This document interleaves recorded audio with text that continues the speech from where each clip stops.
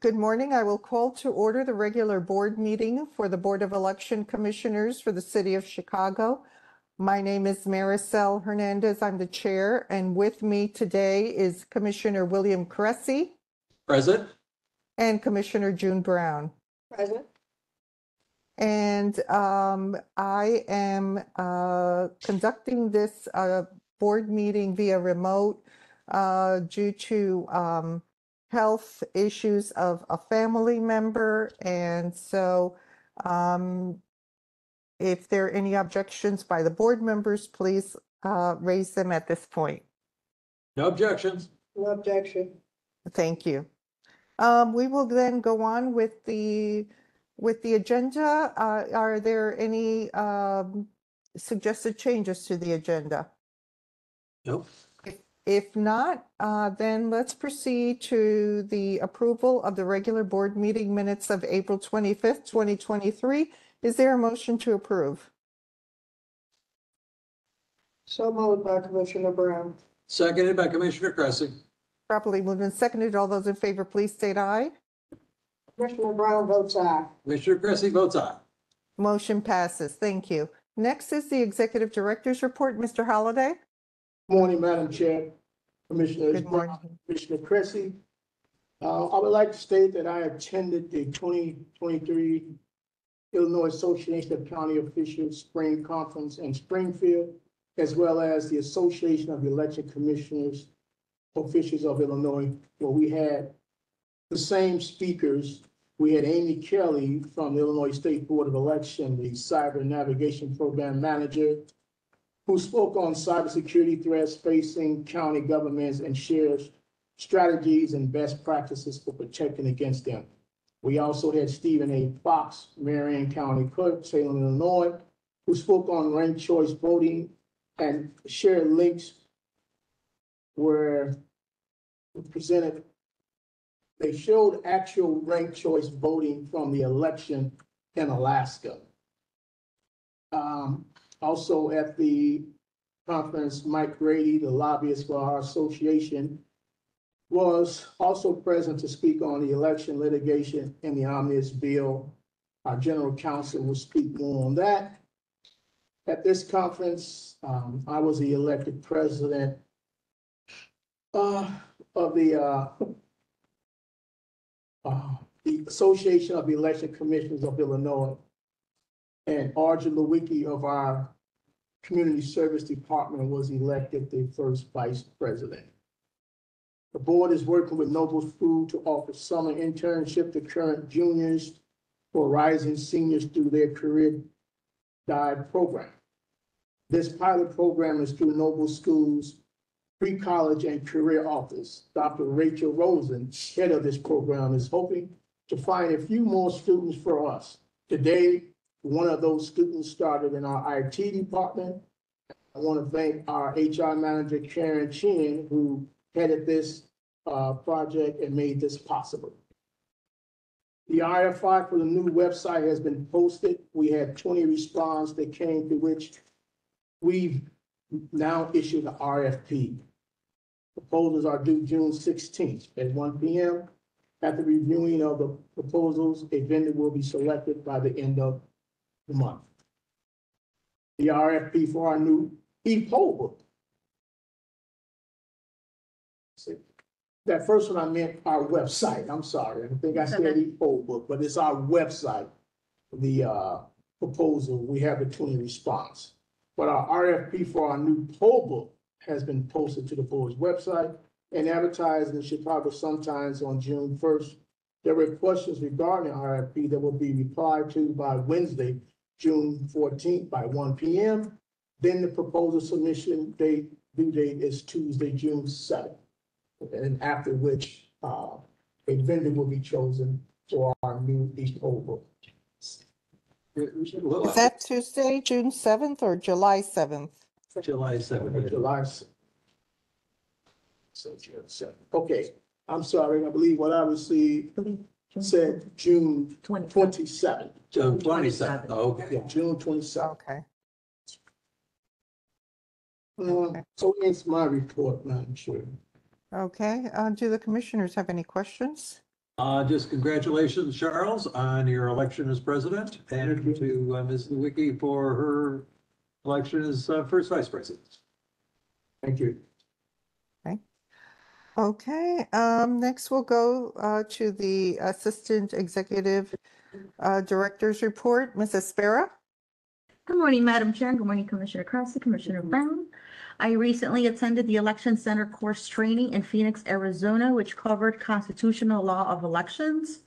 I've completed the post-election meetings for the department, which will allow more time for the departments to begin preparing earlier for the 2024 elections. Staff meetings are held monthly, which will ensure that departments are on schedule for their election projects. Presently, I'm conducting annual evaluations of managers. The new phone system is being installed and expected to be completed by the end of August. And that ends my report. Thank you. Okay. Thank you. If there are no questions, then we'll proceed with our Public Information Director, Max Bever. Max is not present today, Madam Chair. He's on vacation. Oh, okay. Thank you very much. We will proceed then with old business, infrastructure projects and changes in election administration, including electronic poll books and voting equipment. What's the status of that? Well, far as the poll books, just what I just reported, far as looking for a new vendor. And then far as any other projects at the warehouse, staff is going through and emptying the equipment carriers, charging of the current e-poll books, removal of hardware from the damaged DC units. And those units that can't be repaired, they're on the dock, waiting to be taken away and destroyed. How many do we have of those that are no longer any good? That number may have been around anywhere from 43 to 100. And what do we do about replacing those? Well, as far as the replacement, if they were damaged by the cartage company,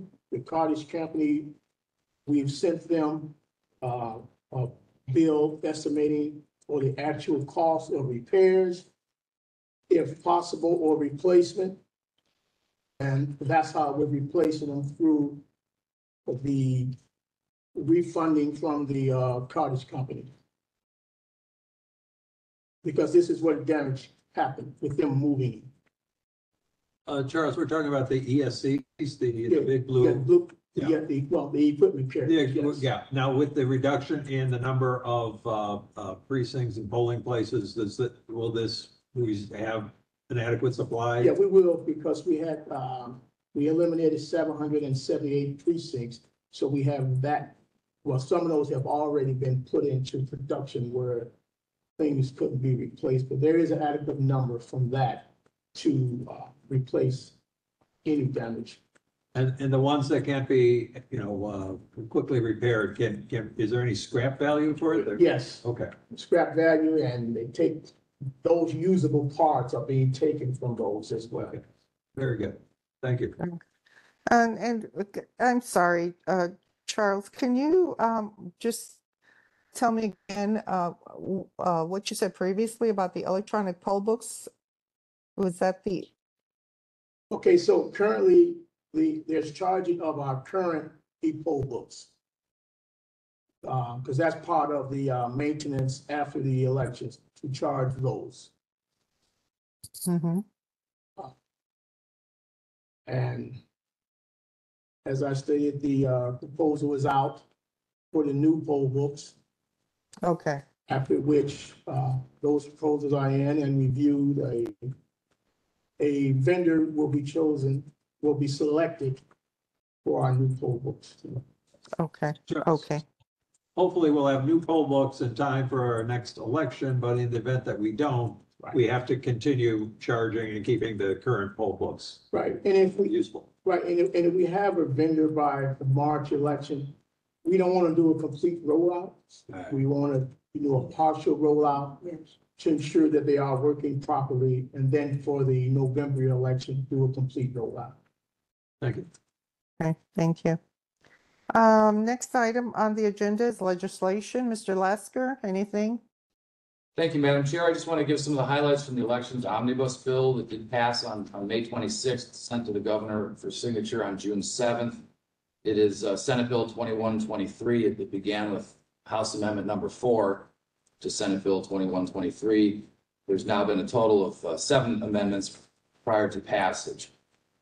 So among several other things, the things of most importance to this board, it does create a ranked choice and voting systems task force to look into the feasibility of on a statewide basis of implementation of ranked choice voting. It allows for the pre-registration of 16-year-olds who would be placed into abatement. Their registrations would become perfected upon their age eligibility at 18. It requires the service of an electoral board call upon the election authority to whom the ballot is certified and to the appropriate county clerk. Obviously, that's a statewide electoral board law, but the way I interpret that is that we would notify the Cook County Clerk's office. We would serve the call upon them for any election objections that we receive from the State Board of Elections. We already do that. We already stay in very close communication with the county clerk's office. So this is really just a technicality to send them a copy of the call. Very significantly, this allows for the use of vote centers on election day through the year 2029. So it gets us through our next round of municipal elections in 2027 and then through the 2028 general election cycle. And then we'll have to see what happens for 2029. It makes it mandatory for every election authority in the state to create at least one location in the largest municipality within its jurisdiction. And that location shall provide curbside voting. It then allows other election authorities to establish more than one.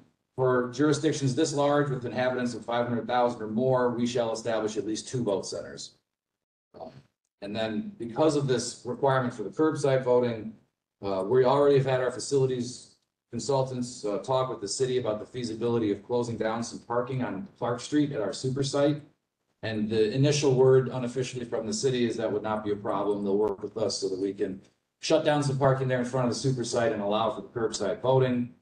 We've been having internal staff meetings as to what exactly the term curbside voting means, because that's not defined in the election code.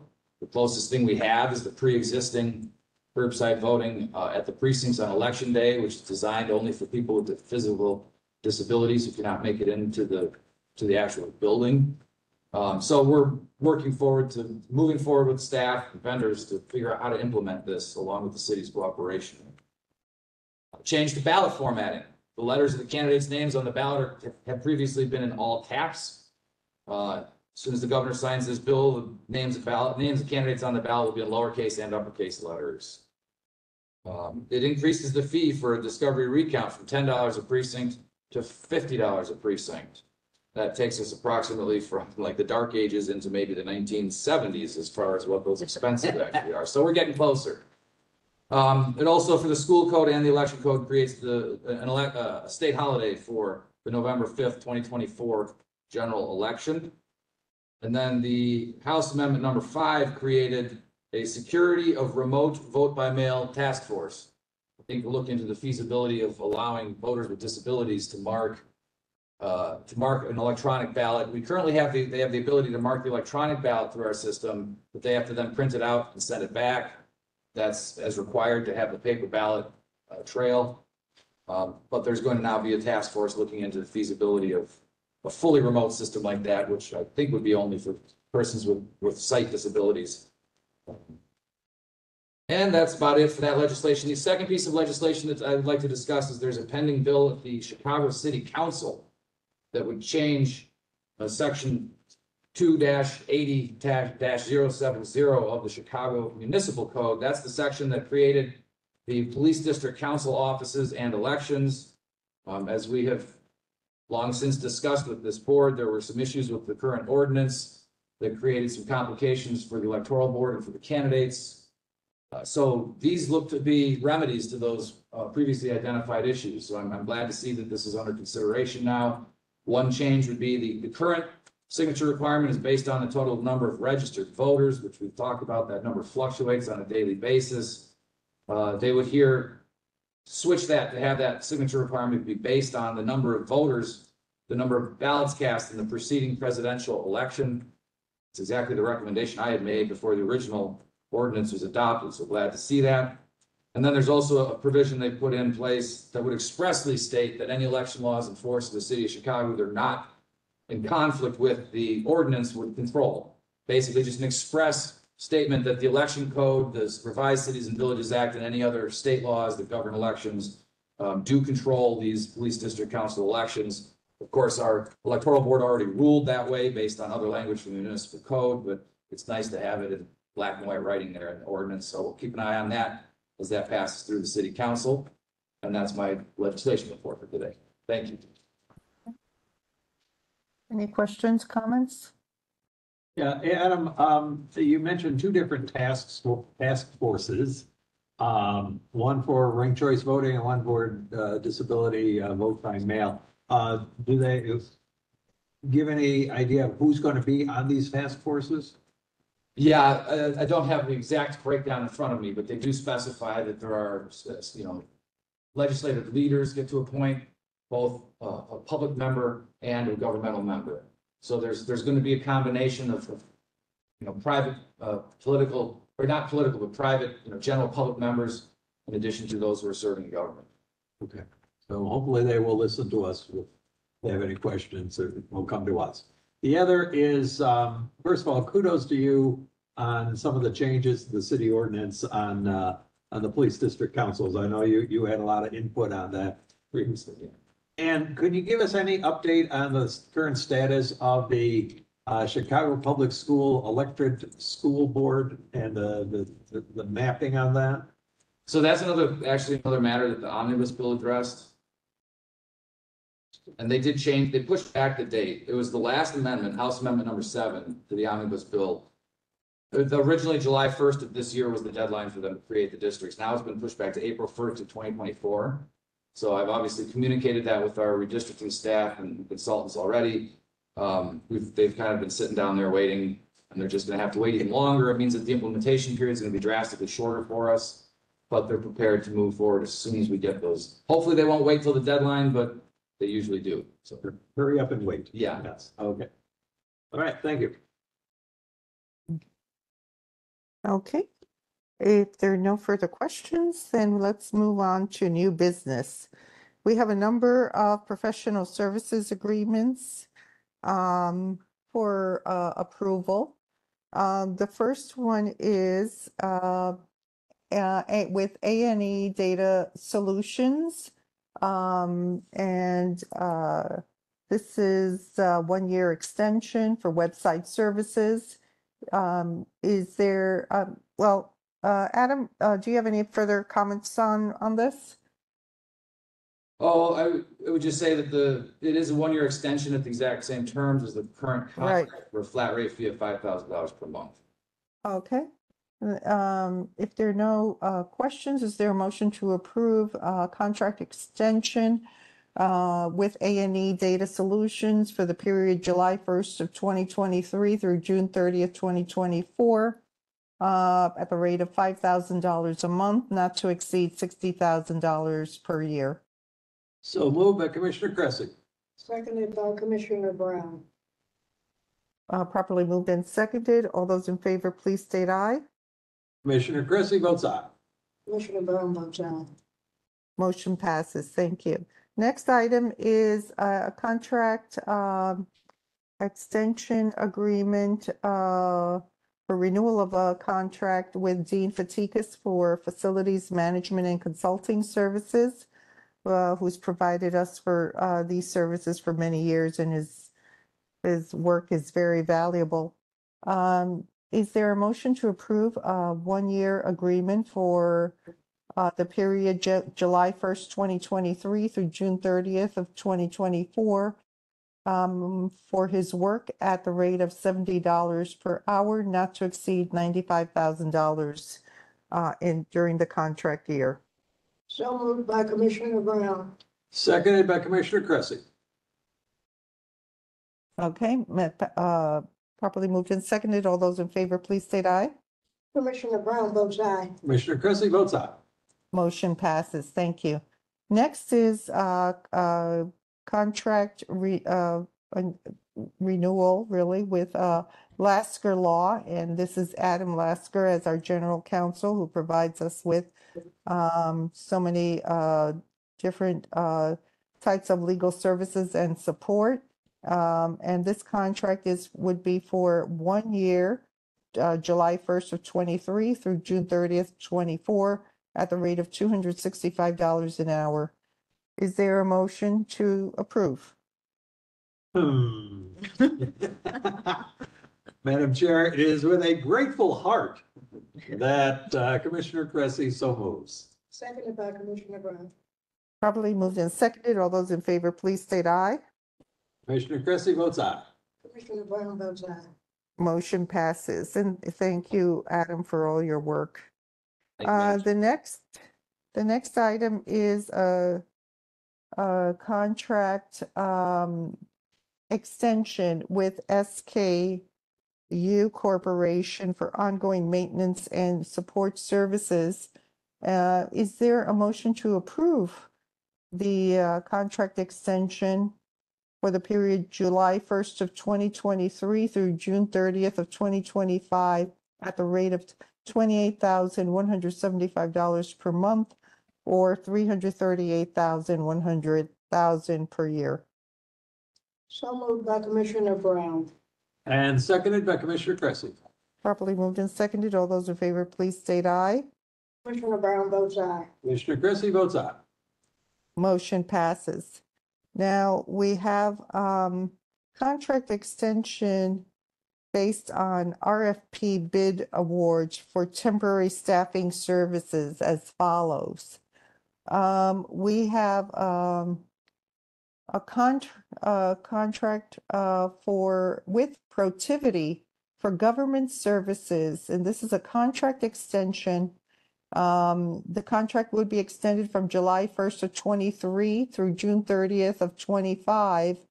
And this is for temporary services at the central offices. The contract is exactly the same as was approved previously. This is just the extension with the same terms. Is there a motion to approve the contract with Protiviti Government Services for temporary services at the central offices? So moved by Commissioner Cressy. Seconded by Commissioner Brown. Properly moved and seconded. All those in favor, please state aye. Commissioner Cressy votes aye. Commissioner Brown votes aye. Thank you. Now we have a second contract extension with Protiviti Government Services. And that is for the period of July 1st of 2023 through June 30th, 2025. And this one is for warehouse staffing. Is there a motion to approve the contract extension for the same exact terms as we previously approved, but for an additional 2 years beginning July 1st, 2023? Okay, but that is for 2 years. All. I think, so moved by Commissioner Cressy. Okay, for 2 years. Seconded by Commissioner Brown. Properly moved and seconded. All those in favor, please state aye. Commissioner Cressy votes aye. Commissioner Brown votes aye. Motion passes. Next, we have a contract extension with Mack and Associates. And this is for central office temporary staffing, not to exceed $750,000 per election cycle over the term of the contract, which is July 1st, 2023 to June 30th, 2025. Is there a motion to approve? So moved by Commissioner Brown. Seconded by Commissioner Cressy. Properly moved and seconded. All those in favor, please state aye. Commissioner Brown votes aye. Commissioner Cressy votes aye. Motion passes. We have a contract extension with LaSalle Network. And LaSalle Network provides the board with central office temporary staffing. The contract would be the exact same contract presently in effect. This extension would take the contract from July 1st, 23 through June 30th of 25. Is there a motion to approve this contract with extension with LaSalle Network? So moved by Commissioner Cressy. Seconded by Commissioner Brown. Properly moved and seconded. All those in favor, please state aye. Commissioner Cressy votes aye. Commissioner Brown votes aye. Motion passes. We also have a contract extension with Kathy Jobs Enterprises, Inc., doing business as HB Staffing for central office temporary staffing. And the contract would be the exact same one that's currently in effect, and this is for an extension under those same terms and conditions from July 1st, 2023 through June 30th, 2025. Is there a motion to approve? So moved by Commissioner Brown. Seconded by Commissioner Cressy. Properly moved and seconded. All those in favor, please state aye. Commissioner Brown votes aye. And Commissioner Cressy votes aye. Thank you. Motion passes. Next item on the agenda is approval of a resolution authorizing the disposal of old records from the Human Resources Department. Who do we have? Adam, are you speaking? Just Sure, Madam to Chair, this? storage areas for human resources are overflowing, so they would like to get rid of some of these documents. And in consultation with Joan Agnew, we've determined that they can be disposed of in compliance with state and federal laws, including most notably the Illinois Open Records Law. Excuse me, that's the Okay, Records Act. okay. These are mostly just old personnel files and such. Correct. Okay. Is there a motion to approve this resolution authorizing the disposal of old records from the Human Resources Department? So moved by Commissioner Cressy. Seconded by Commissioner Brown. Properly moved and seconded. All those in favor, please state aye. Commissioner Cressy votes aye. Commissioner Brown votes aye. Motion passes. Thank you. And now we go to our legal report. Mr. Lasker, anything? Thank you, Madam Chair. Luckily, at the moment, there's no pending litigation that we need to discuss. I would like to introduce everybody to our law clerk who just finished her first year of school at Loyola School of Law here in Chicago. That's Addie King sitting back there. I'm glad to have her aboard for the summer. And other than that, we're working on, figuring out curbside voting, getting all these procurements done, getting us ready for March 2024 primary. Okay, well, welcome.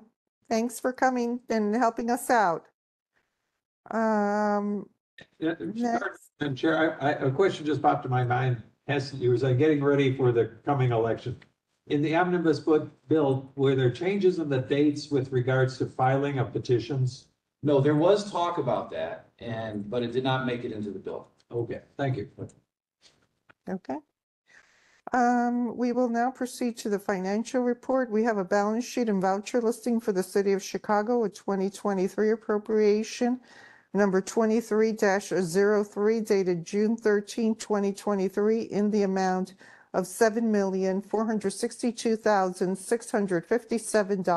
$7,462,657.87. Is there a motion to approve? So moved by Commissioner Brown. And seconded by Commissioner Cressy. Properly moved and seconded. All those in favor, please state aye.